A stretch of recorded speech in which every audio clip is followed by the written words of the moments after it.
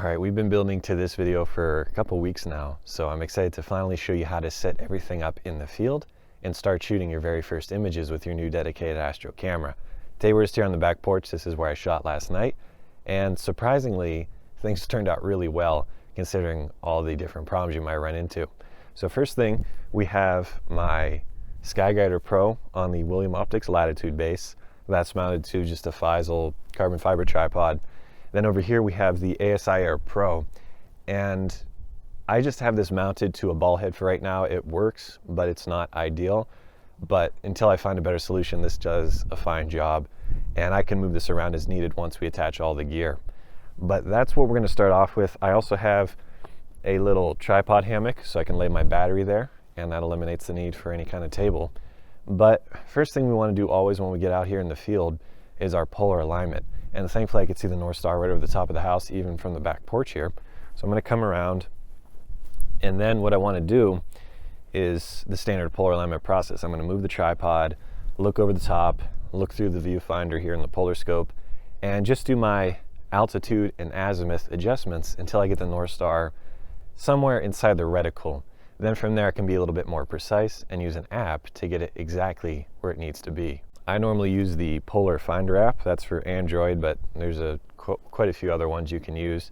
And I recommend you do a visual polar alignment first, because recently I was teaching some workshops and we would do the visual alignment, we would use the app, and sometimes the app would tell us the wrong thing. And if people didn't go back and double check their visual alignment, they would never know that things got thrown off. So point being, it's great to have the technology to help you with the polar alignment, but it's always best to actually look through the polar scope and make sure you see the North Star yourself. That way you still know for sure that you're polar aligned.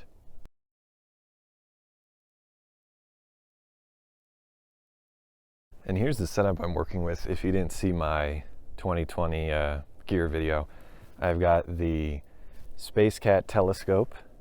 I've got the little finder bracket here that holds my auto guider and guide scope. Then I've got the ASI 1600 Pro and the filter wheel, which holds my LRGB and narrowband filters. And all I have to do now is slide that into my new William Optics piece here, which is going to hold everything.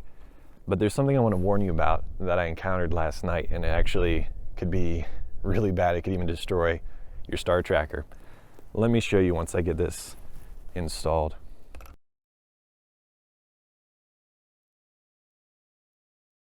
Once you have your gear firmly attached, we can loosen the right ascension clutch, turn it down, and just really make sure that it's locked in here. Now we can balance the counterweight, and I already balanced it last night, so it should still be good. But you can see the counterweight side is just a little heavy with the extension knot here and the weight moved out so far. I'm going to now bring it in a little bit. Now the camera's too heavy. Right about there. Pretty well balanced, so I can lock it down. But the problem I had last night is that I'm actually going to have to move things around here so you can see it, but this big knob here that I complained about in my review of this William Optics product, this was hitting my SkyGuider Pro because the way I've mounted everything, it's on the short end rather than the long end. So point being, I don't have as much clearance, and it's possible I hit the back of my SkyGuider Pro from time to time. And that's exactly what happened last night. I was watching a movie, I would come back and check my phone every few minutes, then I noticed I was getting really bad star trails. I thought something might have fallen or the tracker battery died or something. It turns out this knob was just stuck up against the SkyGuider Pro, and there's like some scratch marks now and everything. And I'm worried that might have even like screwed up the motor inside because it was trying to push it and it couldn't go anywhere. So what I'm trying to warn you about is that if you have a big knob like this on your base and you turn things, it's possible that it's going to hit somewhere on your SkyGuider Pro, and if that happens and you don't catch it, you can seriously damage things. So you want to watch out for that and just kind of keep an eye on it. So tonight I'm going to do that for sure. But there we go. At the very least, we balanced our setup. Now we can recheck our polar alignment and continue on. Now I know we already did a polar alignment just a few minutes ago, but whenever we attach all this gear, it usually throws things off, especially if you have like the default iOptron base, which isn't the greatest. It tends to move things, and you always just want to come back once all your gear is attached and balanced, look through the polar scope, and make sure the North Star is where you left it. Last night it did drift a little bit, so I just came here on my base, turned my azimuth and my altitude screws a little bit, and got it right back where it needed to be. And to be honest, I was blown away just how nice the William Optics base is, because for the past week I've been working with students here, and they've all, for the most part, been using the default iOptron base, which, as we've talked about, is a real pain to use for deep space work. And this base is just so smooth when you turn the screws. You have so much more freedom to move them. So if you are thinking about getting more into this hobby and you have a SkyGuider Pro with the default base, this is really, I think, going to make your night a lot easier. But anyway, moving on. Again, you recheck your polar alignment. Once you've done that, now we can grab our smartphone, connect all the cables, and begin using the ASIAir Pro. All right, I've attached all my cables. I know my cable management isn't really good, but for the first night, this should be okay as long as nothing gets tangled up. We've got the ST4 cable and the USB-C cable going from the AutoGuider. The ST4 cable plugs into the back of my SkyGuider Pro here, and then the other USB cables plugging into the ASIAir Pro there in just the USB 2.0 slot. Then we've got the filter wheel plugged into the back of the camera here. There's also another USB cable from the back of the camera.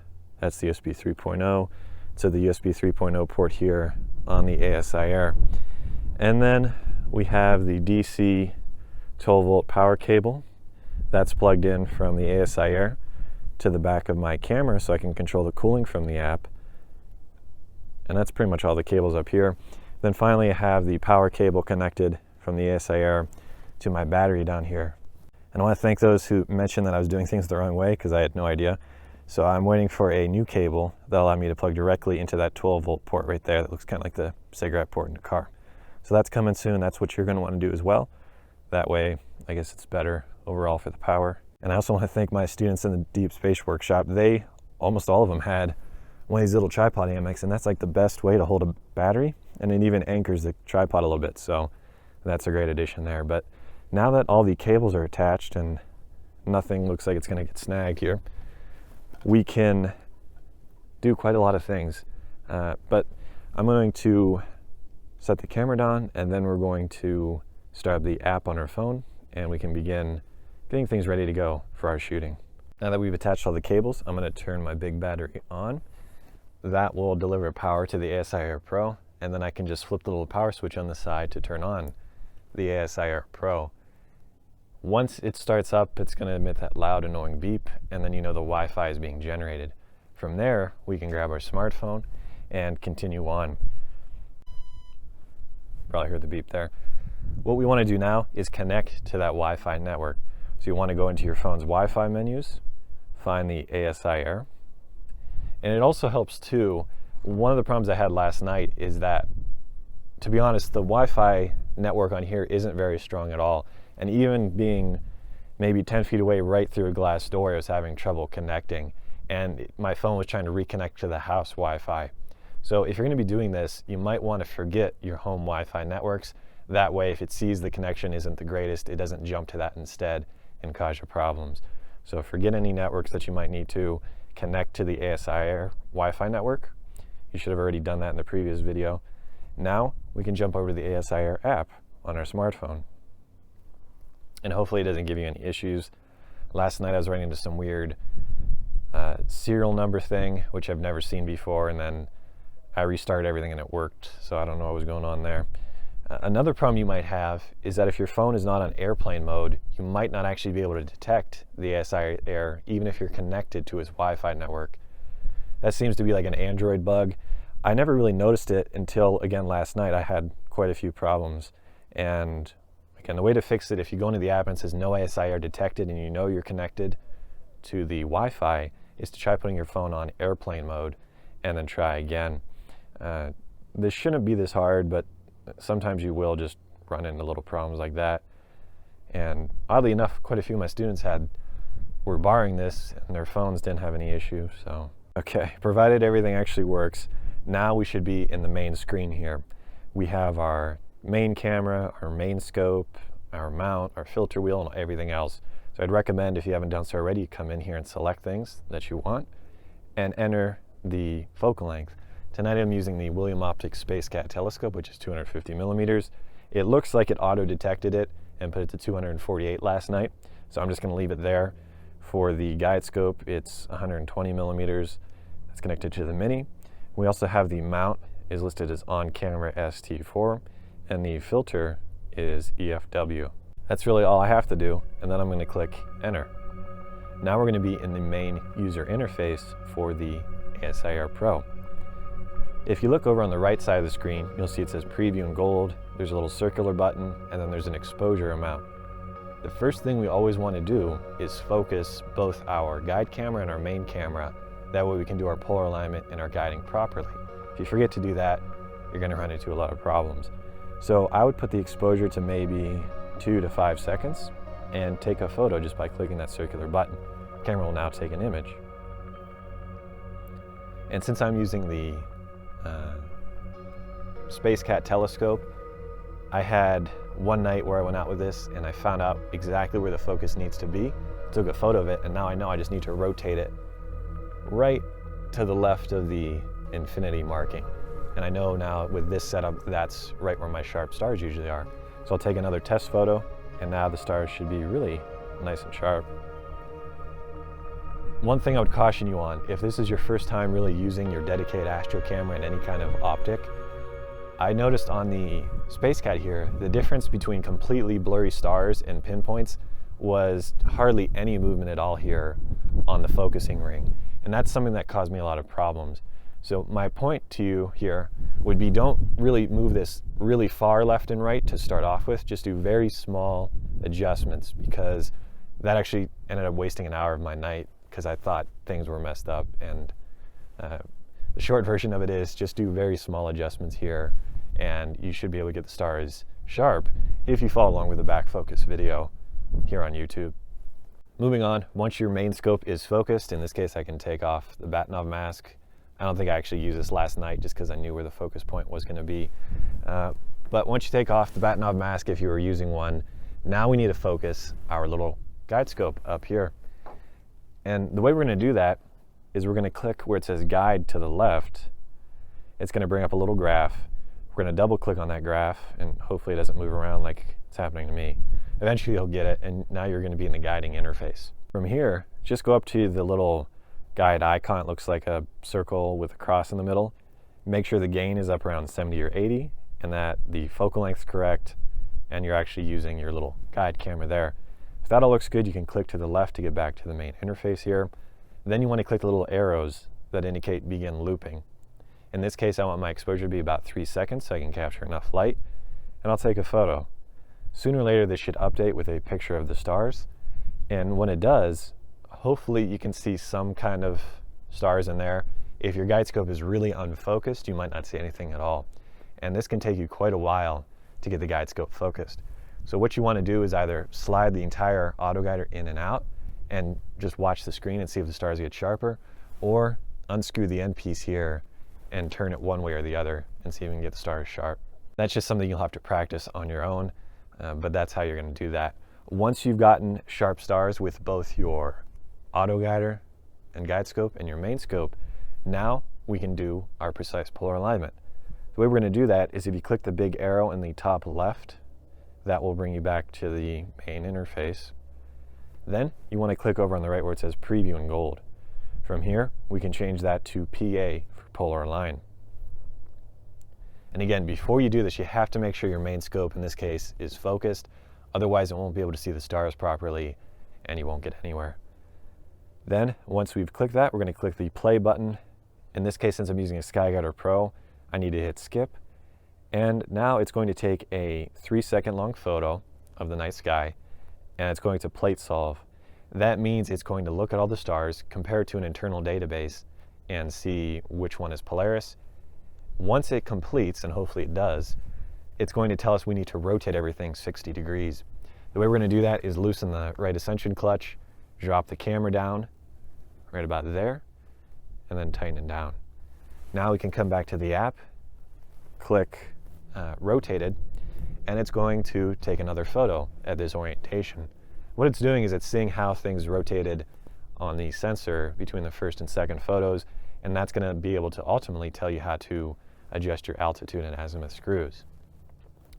If the plate solve succeeds this time, it'll say let's go. We can click on that. And thankfully last night I was very close to the polar alignment because I did it visually beforehand. That's always going to be a big tip for you, because if you know it was done right visually, then the app, if it's way off, you'll know that it's way off. But in this case, I just had to do some very small adjustments, which were a real pleasure with the William Optics base. No more dealing with that junky Ioptron one. And that only took me about a minute or two. Once I had that, then I can rotate my camera back up to start. I can click the stop button in the app, and now we're ready to start taking our real photos. But in order to do that, of course, we need to find the object we want to photograph. And this is really the most tricky part of the night, especially now that we don't have a DSLR that's going to help, where we can look through the viewfinder or turn on live view. This will make things more difficult. Now, thankfully last night, after about 2 minutes of trying to do this manually, I had the bright idea of affixing a laser pointer here to the side of my scope with just a rubber band. That actually really helped, because when I turned on the laser pointer, I quickly saw that I was aimed up way too high for the Rosette Nebula. I was able to make some adjustments, get it right where it needed to be, and I actually got it on my first try with the laser pointer attached. When I took my very first image, you could barely see the Rosette Nebula there. It's a little high in the frame, but that's a really powerful trick you can do. And I want to make a point here. Obviously, there's a lot of planes flying around. Just make sure you don't leave this turned on or you're flashing it everywhere. Anyway, now that we've gotten our laser pointer attached, we can loosen our right ascension clutch and our declination here. And this is a lot easier with a DSLR because you got the grip there, you can just walk with it. So I'm just gonna have to get a hand like that without accidentally moving the focus ring, of course. But we'll turn things around, and the Rosette Nebula was kind of up over there last night. So I can tighten things down.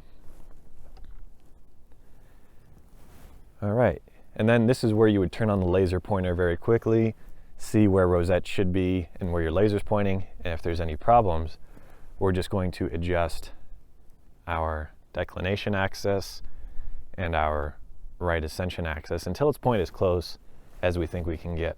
Now, another unique problem I had last night is that the moon is starting to get to about a quarter, and that's putting out a lot of light pollution, if you will, in a normally very dark sky, and that can make finding your objects even more difficult.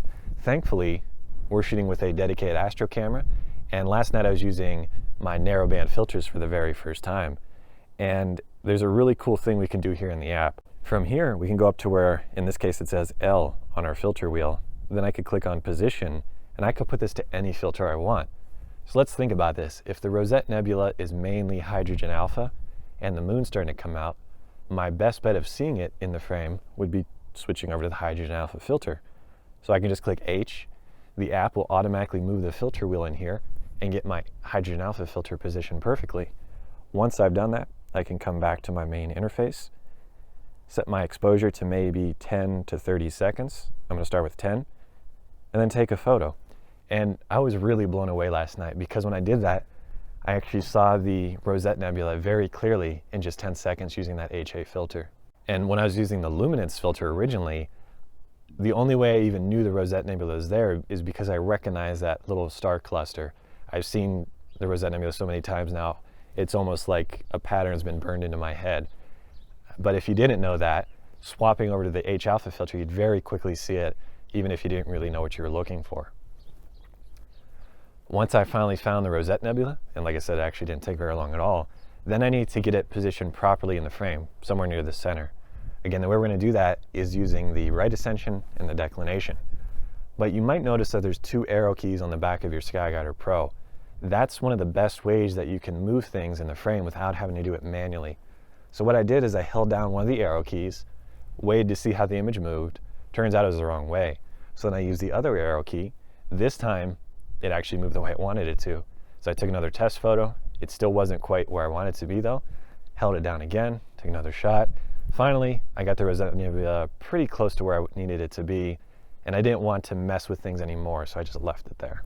And that's really the biggest hurdle you're going to face with this kind of setup, because the SkyGuider Pro and the Star Adventure are not go-to mounts. We can't just type in what we want. If you have a go-to mount, your night should be hopefully a lot easier. You just type in Orion or Rosette or Andromeda, and it will automatically move your setup directly to that spot, and you can start imaging. But at least for us here with the SkyGuider Pro or Star Adventurer, we're learning the night sky, we're learning where these objects should be, we're doing it manually. So in the event we do move up to a go-to mount, at least we know where it should be going, and we're not completely clueless. Now that we've got the Rosette Nebula right where we need it to be, we can set up our auto run schedule, begin our guiding, and then start taking our photos. In this case, what I'm going to do is click on preview and then go to auto run. This is where we're going to set our sequence of images that we want to shoot. From here you can click the 3 dots and the 3 lines. This will bring up our shooting schedule. Now the first thing I did is change the target to Rosette. This will actually be integrated into your file names so you can keep track later on. Once I put in the Rosette, I put a 2-second delay before the first photo and then between each image, just to give me some leeway there in case something went wrong. Then I deleted my old shooting schedule, which I had for the Orion Nebula, and we're going to do a new one here tonight because the moon's out and the Rosette Nebula is mainly hydrogen alpha, so that's really what I want to focus on tonight. And I want to do a quick edit here and make sure I'm very clear on this. At the start of the night, when you put your filter on and you begin taking your photos, the images might be very sharp, and in this case we can see the Rosette Nebula very clearly with that H alpha filter, and the stars are pretty sharp as well. However, over the course of the night, especially if you use like a DSLR and a telephoto lens, if it gets colder out, your lens or telescope might shrink a little bit and throw off the focus. Therefore, I always recommend every 20 or 30 minutes, you go out, you stop the auto run, you check the focus, and you adjust the focusing ring if need be. And if you've got a bad knob mask, you might as well throw that on too, just to make sure you're perfect. And unfortunately, what happened to me this night, I had a whole host of problems, but one of them is that when it went from the H alpha filter to the oxygen filter, I never bothered to double check the focus. And as we can see here, in the upper left corner there, the stars are no longer sharp. So you always want to make sure that once one filter finishes and the filter wheel moves to the next filter, you just stop everything, take a test photo, refocus your lens or telescope, then start the auto run feature again on the ASIAir Pro in this case. And the same would be true if you're using a DSLR and maybe putting a clip-in filter in there. That can throw off the focusing as well. So whenever you're changing any kind of variables, or even just, like I said, over the course of the night, it's always a good idea to stop everything and refocus your optic. And one other thing I just want to show you is, here's the sulfur filter. You can barely even see the Rosette Nebula. The oxygen, it's kind of visible, and then the H alpha filter is where it really stands out. You can even see something over here. So it's really cool when you're doing narrowband just to see the differences in these objects with the different filters.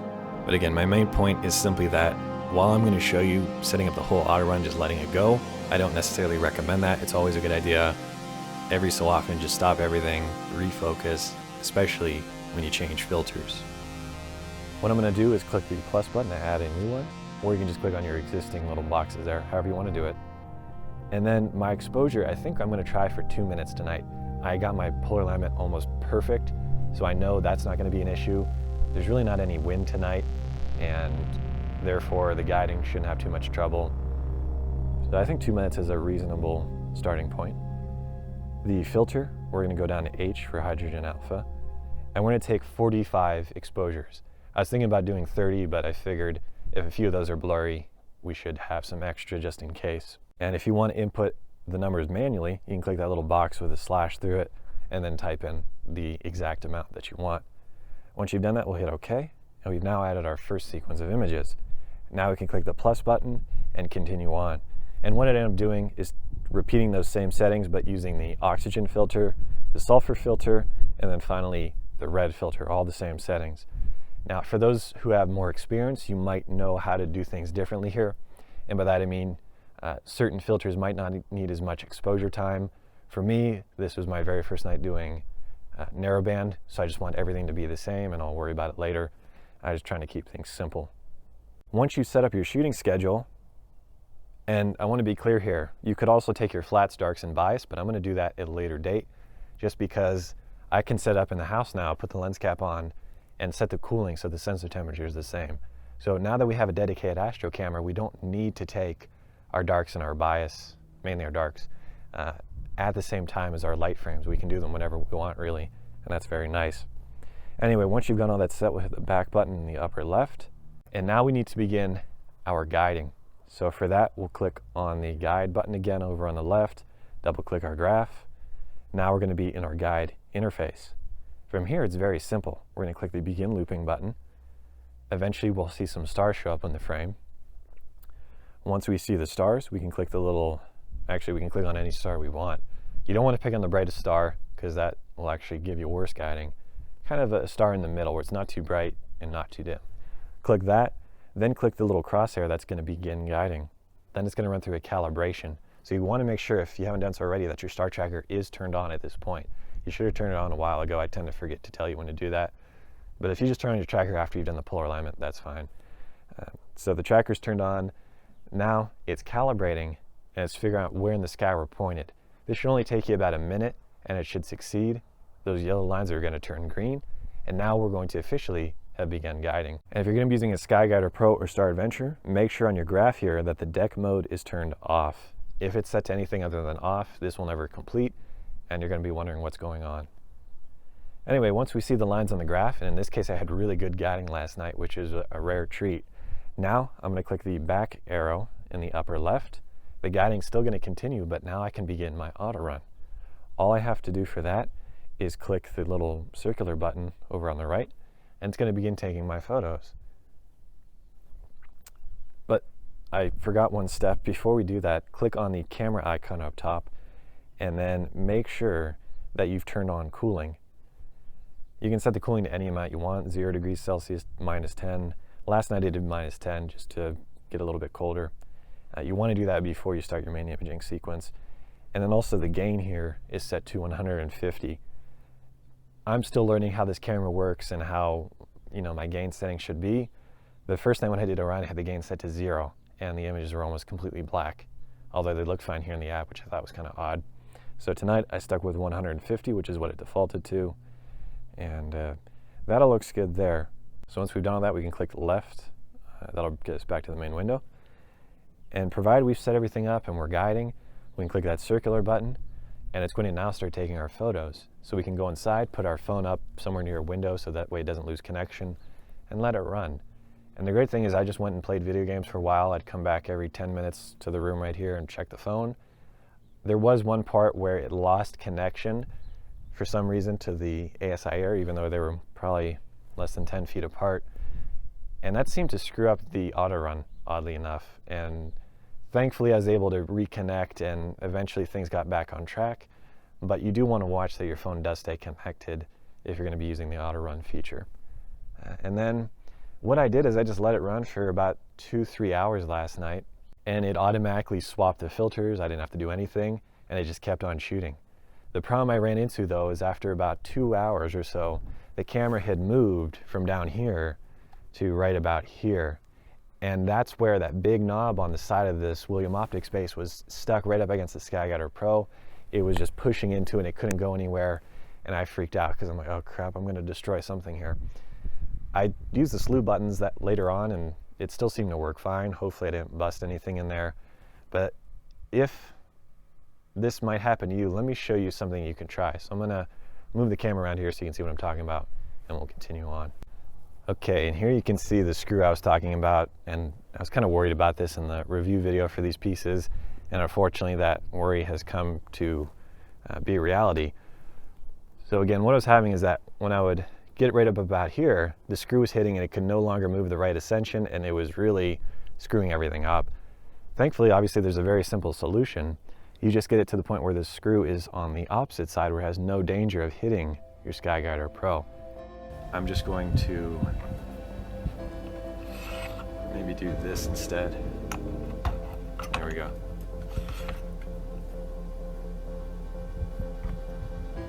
All right, now that you've seen exactly how I did my setup last night and took my first photos with my dedicated Astro camera and a narrowband filter, hopefully this will make your first night a little bit easier, because it can be very overwhelming your first time and even a little bit scary.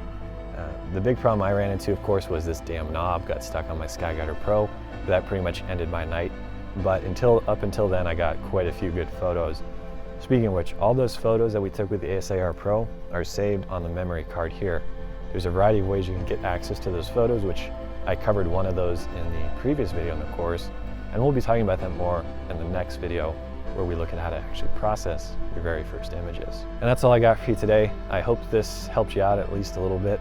And again, in the next video, we'll look at how to process your images, and we'll keep moving on from there.